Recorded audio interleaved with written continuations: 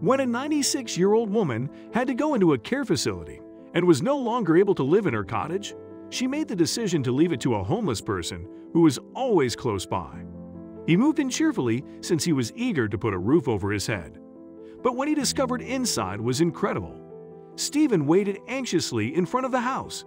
He found it difficult to accept that he now owned this home. Despite his several visits, this still seemed unfamiliar to him. However, he would quickly discover that the house was not his only surprise. With the help of the key the attorney handed him, he entered. Looking around, everything seemed incredibly familiar once more. It was just how he remembered it. But Stephen immediately noticed something odd that was out of place. On the table was a large luggage. It has his name on it. Slowly opening the luggage with trembling hands, his jaw fell to the floor. "I can't believe she has done this." But some background information is necessary to fully comprehend Stephen's circumstances and what he discovered. In a remote area of Alaska, 96-year-old Ellie Barnes lived. She was raised close by and never felt the urge to move away. Peter, her husband of 72 years, and the area were both very dear to her. Ellie appreciated the peacefulness of the countryside, and when the weather permitted, she enjoyed relaxing with Peter on the porch. But shortly, her uncomplicated life was about to be upended. After a brief struggle in the hospital, Peter passed away one day. Ellie was in awe. Despite their advanced stage, she had never given the possibility of Peter dying first any serious thought. He had always been the more healthy of the two. Without him, what was she going to do? Their kids hadn't exactly fallen in love with Alaska the way Ellie and Peter had. They had made the decision to relocate far away and southward to the American continent. When Ellie started school, she ran across Peter, who had recently emigrated to Alaska with his family. The only activities available to two children at the time were playing in their yards or riding bicycles side by side. After getting married, Ellie and Peter had trouble securing consistent employment. All they could afford was a little rancher with a single bedroom and a cramped living space rather than Ellie's ideal house. When Peter died, it appeared as though the house had undergone a million repairs. Fortunately, Ellie was able to contact a nearby neighbor for assistance who lived a 10-minute walk away. They promised to see what they could do to keep the house in order because they'd been friendly for years. Many of the physical labor tasks that Ellie needed to fix the house could no longer be performed by her neighbors because they were getting older. They also had to worry for their son Stephen, who had recently come in with them after spending years on the streets. Stephen had not quite felt at home in Ellie's cherished town. Stephen had been looking for work but had been unsuccessful. In such a remote location, there weren't many job prospects, and he could never make enough money to live alone. Stephen's parents couldn't do a lot of the work at Ellie's house, but he was healthy and strong enough to complete it. He began pitching in to assist Ellie in any way he could while he had free time. Ellie attempted to pay him, but Stephen consistently declined. He believed he had a debt to her. After all, they had encountered each other in a difficult situation. Everyone in the little town knew Stephen had been homeless when he first arrived back. They dismissed him and made assumptions about him. He was totally alone, but Ellie and Peter had accepted him right away and had occasionally invited him to dinner, which had helped him recover from his slump. Ellie continued to get treatment from Stephen in any manner he could. He cleaned the house, performed the repairs, and even went grocery shopping for her. Their relationship grew even closer. She persisted in making Stephen dinner and a new scarf for the winter because he wouldn't accept any money. However, not everyone was happy. It upset Stephen's parents to learn that their son was providing free labor to Ellie. He stayed at her place for so long that he ran out of time to fill out employment applications. Finally, Stephen's parents forced him to make a decision between staying at home and aiding Ellie. If he wasn't going to try to support himself, they couldn't keep helping him. Stephen was shocked that his parents weren't more forgiving with Ellie, given that she had always been so polite to everyone. But he also understood. It was now time to choose. Stephen admitted to his parents that he wouldn't leave Ellie behind. He regarded her as his only buddy because they had been friends for months. Stephen was instructed to pack up and depart by his parents. Stephen was at a turning point. He was aware that if he left town, one of the larger cities would offer him more options. That would entail letting Ellie go. He would no longer be around to assist her with errands.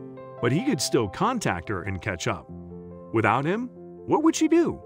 Stephen wasn't even concerned about what the future in the city might bring as he packed. He was just concerned with saying goodbye to Ellie. Stephen proceeded to tell Ellie the bad news. The news left her in shock. They had spent so much time together that they had become close. But Stephen believed he had no choice because his parents were in such a financial bind. He had to support himself somehow. He merely lamented the fact that Ellie wouldn't be as integral to it going forward, or so he thought. Ellie made an effort to function without Stephen, but she had grown to depend on him. She was too old to take care of herself in many ways. She persisted with this for around 3 weeks before something transpired that made it abundantly plain to her that this was simply not an option. Ellie tripped over a towel that she dropped on the floor as she was tidying up in the kitchen. Ellie crashed to the ground and broke her hip as a result. While Ellie first attempted to conceal this, the doctor promptly told her family, and this was the last straw for them. They desired for Ellie to relocate to a retirement community nearby. It was time for her to leave the house she had lived in for 60 years. There was only one question remaining now that Ellie was aware that she would be relocating. How did she intend to use the house? Ellie was aware that while she could try to sell the house, it would probably not net her much money. In addition, there was only one person who truly deserved it: Stephen. Ellie made the decision to hire a lawyer to ensure that the home transfer would proceed smoothly. Ellie also wanted the attorney to inform Stephen of everything, since she knew she would be unable to speak to him if she initiated the contact. And she required him to hear everything out loud and clear. Stephen was shocked and a little confused about what to do when he received the call from the attorney. He never imagined Ellie would give him her beloved home, much less abandon it. He returned the call and informed the attorney that he had accepted the offer and was interested in the house. Additionally, he inquired as to whether he would be able to assist him in selling it. The attorney then revealed that the only stipulation was that he would make at least one trip to the house. Stephen was a little surprised and perplexed by this peculiar condition. He demanded an explanation, but the attorney was at a loss for words, or perhaps he simply didn't want to. Stephen chose to accept the offer, but hesitantly. What harm may a single visit cause? The next step for Stephen was to phone Ellie. Naturally, he wanted to express his gratitude to her for giving him the house and inquire about her well-being. But Stephen was unable to reach Ellie. He didn't think to inquire at the moment and simply took it at face value.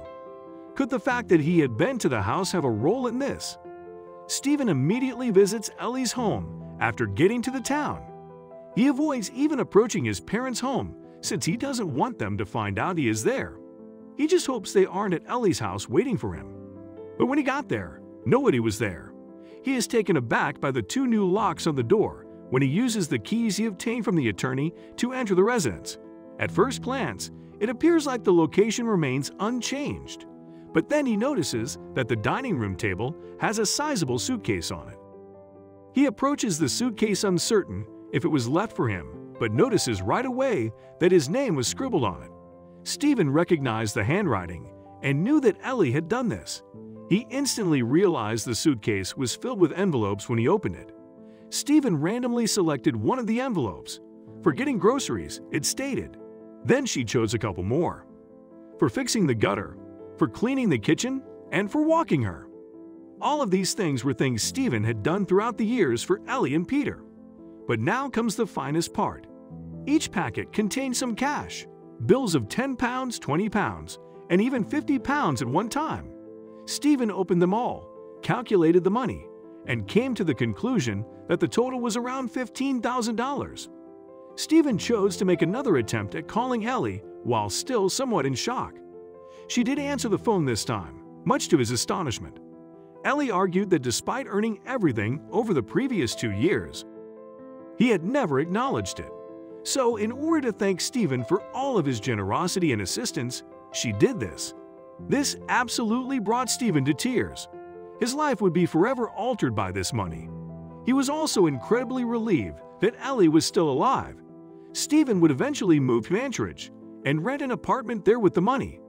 Now that he had a reasonably stable foundation, Stephen was able to radically change his life. He quite quickly got a job and started moving through the ranks. Soon after, he also met his current partner, and the two are currently living together and preparing to establish a family. With time, his relationship with his parents also grew stronger, and he now visits them almost monthly. And every time he is in town, he passes by Ellie's house to do any necessary repairs. He continues to be the owner of the home and rents it to a local couple who are raising a family there. Before Ellie passed away, Stephen would see her one more time. About 6 months after she had given him the house and the money, he went to see her in the nursing home. He had to thank her in person at least once, even though he might have called her a million times. Thank the person who made a permanent change in his life